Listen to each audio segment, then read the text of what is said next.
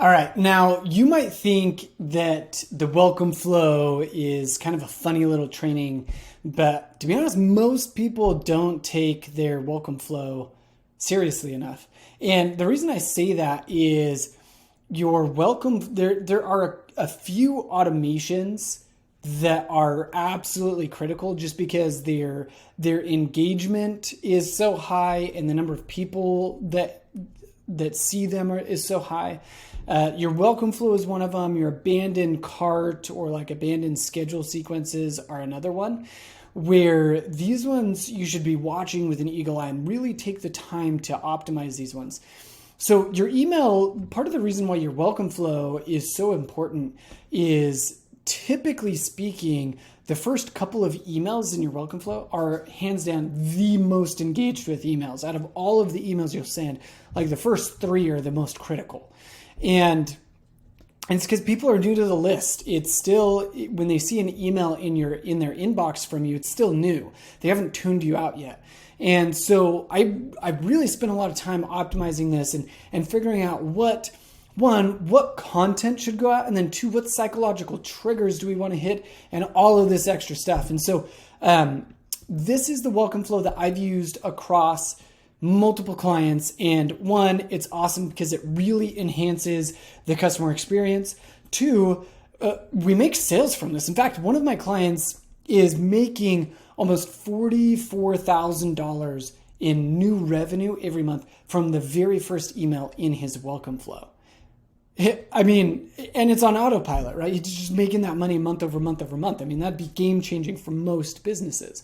And so here is the welcome flow email outline. All right. So email number one, what I like to do is I like to use an assistant email here. And so instead of, most welcome flows, the very first email that you get, it's like, welcome from the founder. Here's a little bit of a story of the founder. Now that should definitely be an email in your welcome flow, but I don't think it should be the first one. And the reason for that is because people kind of expect it now, right? It still feels personal, but people do expect it. Whereas what they don't expect is they don't anticipate an email from an assistant. That seems like there's some magic going on, and it really blows people's mind. And so there's really two things that I do in this assistant email that really make it stand out. So one of the first things that I do is on contact records, I have a custom field that puts in the name of whatever opt-in they came from, right? So if they came from the Brain Blueprint or Instant Inbox placement. On the welcome flow, it actually merges that into their contact record, and then I merge it into the email. So then it reads, hey, Tyler, this is Brittany, Tyler's assistant. I just got a notification that you opted in for the Brain Blueprint. And then what I do is I then move into the sales piece of this, if you will. Did you have any questions about email deliverability? Tyler's really focused on email deliverability projects this month. And so what it does is it gives a specific reason for Brittany to reach out, but then it gives a specific response back, right? And so again, what it does is it's that pattern interrupt. I send it very quickly after somebody opts in because it enhances the customer flow, it enhances the customer journey with me.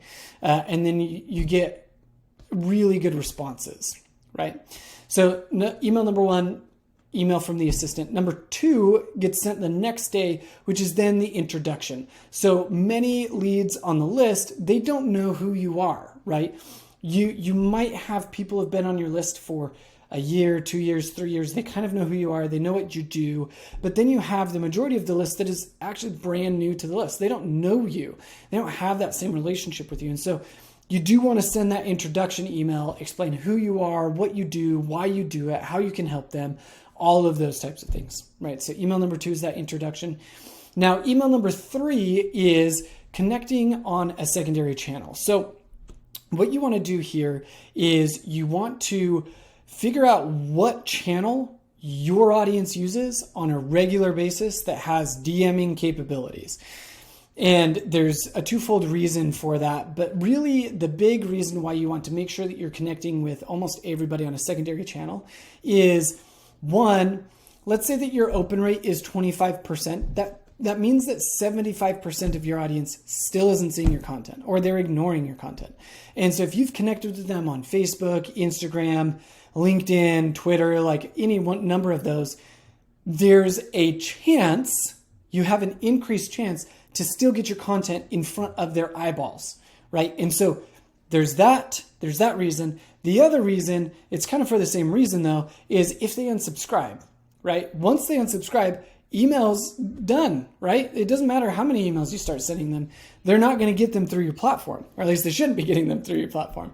And so connecting with them on a secondary channel still allows you to get content in front of them and maybe win them back in the future. So email number 3, connecting on a secondary channel. Now, email number 4 is actually dependent on the industry that you're in. Okay. So for B2B businesses, email number 4, I use to get a secondary email, and I try to go after some sort of personal email. Now, that kind of sounds nefarious when I put it that way, but really what happens is if you're in B2B, you get a lot of business email addresses, which isn't necessarily bad, right? But there are two challenges with getting professional email addresses. So number 1 is the attrition, right? If on average people are job hopping every 3 years, that means that you're going to be losing about 10 to 20 to 30% of your list every year just due to job hopping, right? And that doesn't mean that those people weren't engaging with your content. That doesn't mean that they didn't like you. It just means that they switched jobs and they no longer have access to that email. And I doubt that they're going to go back and resubscribe to your list, right? So you want to get a secondary email. The other reason why you want to get that personal email address is for advertising purposes, because then you can use that as custom audiences on ad platforms and do lookalikes and things like that. People typically aren't signing up for social media platforms using their business address, their business emails, right? So it allows for cleaner data, better data that way. So if you're a B2B, email number 4 should be, there should be a filter in the flow that looks for Gmail, Yahoo, Outlook, all of those domains, filters them into a free resource where you're just going after the click. But then everybody else gets filtered into this email that says something along the lines like, hey, wanted to send you this awesome video. It looks like there was a problem with the last email that I sent you. Do you have another email address that I could use? And then once somebody replies to that, there should be like a task or a notification to you or the team member to go in and update that, send them the email to the new email address.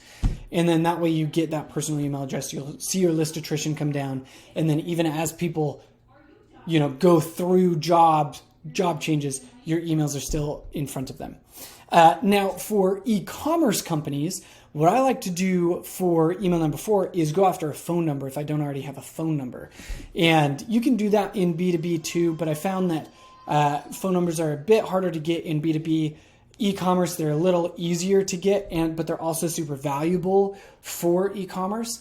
And then if you don't kind of fall into either of those buckets, or you get personal email addresses and phone numbers when people opt in, then you want to provide a free resource and you want to go after some sort of click here. So do a free video, do a free PDF. I guess it doesn't have to be free. It could be paid here, but typically what I'm looking for is just an email that I can send that is valuable enough that the click rate is really high, right? And when I say high, I'm talking like 4, 5, 6, 7% here. So that's email number 4. Email number 5, we then move into sales. So send an email out with almost an overwhelming amount of testimonials, nice things that people have said about you, and then point them to a sales page. Email number 6 should be a sales email to your main product, to your core product.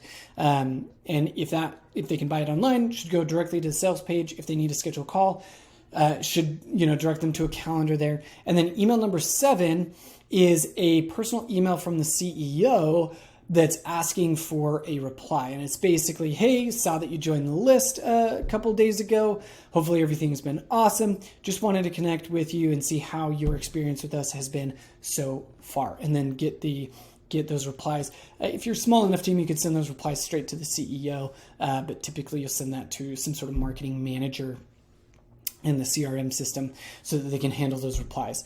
And really, that is the winning welcome flow outline. I've used this successfully across dozens of clients, and in almost every single case, we've seen engagement drastically increase, inbox placement goes up and gets extended for an extended period of time, and money gets made from the very first 7 emails. So go ahead and use this, implement this, and reach out if you have questions.